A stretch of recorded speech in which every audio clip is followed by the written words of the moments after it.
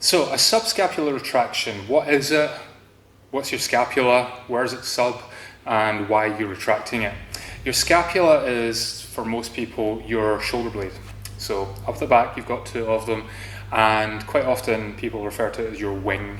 And if it's actually winging and popping out, we've got bigger problems to deal with, not for this video. But for a subscapular retraction, what we're looking to do is to do just that. Take the bottom part of the scapula and retract it.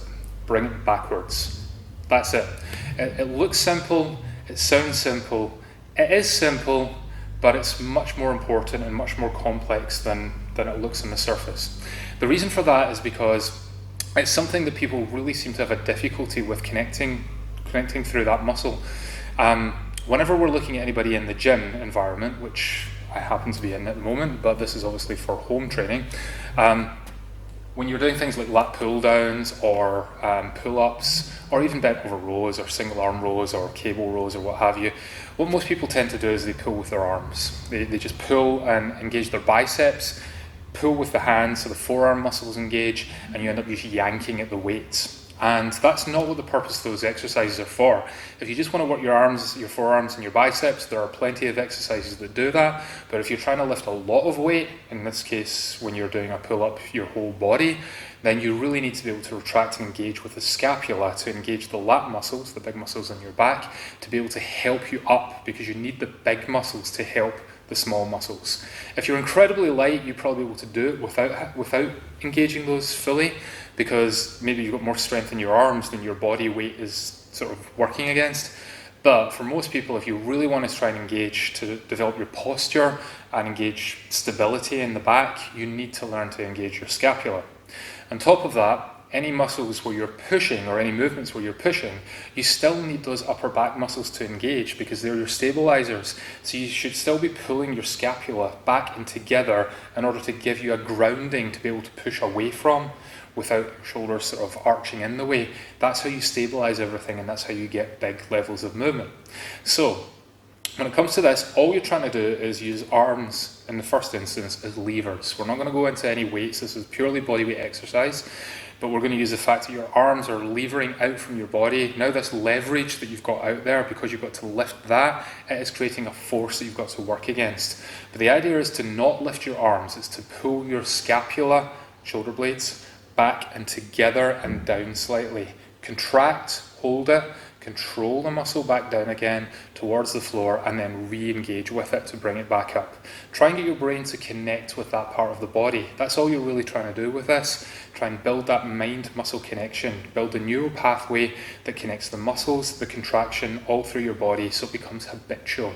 If you imagine driving a car or something like that, you tend not to think about the movements after a while. First time you ever got in a car, trying to work out putting your foot in the clutch to put your gear stick into gear, still trying to control the steering wheel, you've got to put indicators on. All these things are things you had to think about, and after time they just become habitual.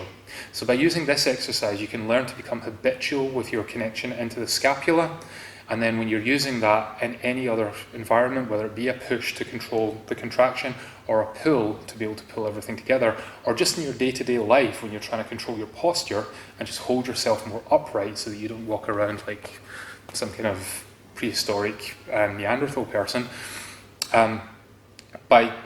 by learning to engage with that, all these things will improve. It starts to mean then that if you're not rounding yourself forward and sinking forward, it takes pressure off your lower back because you're not having to stabilize this forward-loading weight, so it could take away back pain.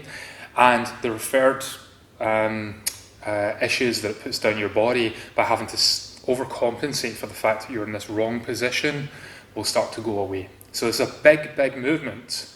Definitely worth your time to invest with, despite the fact that it looks incredibly simple. So I'll show you what I mean.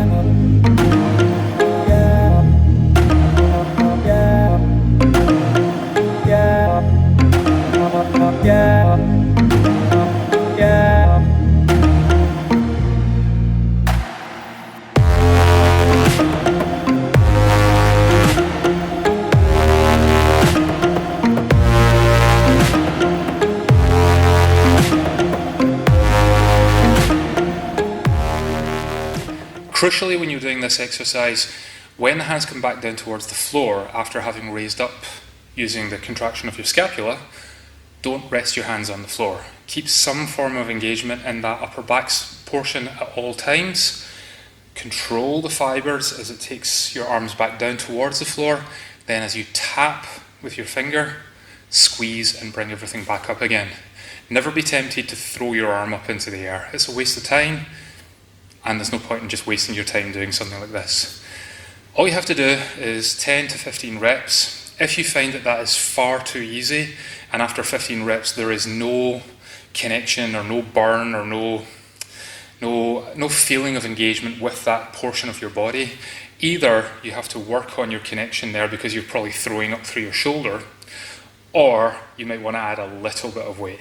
But I do mean a little bit. You're talking about half a kilo, 1 kilo in each hand. Build up very, very slowly and very gradually.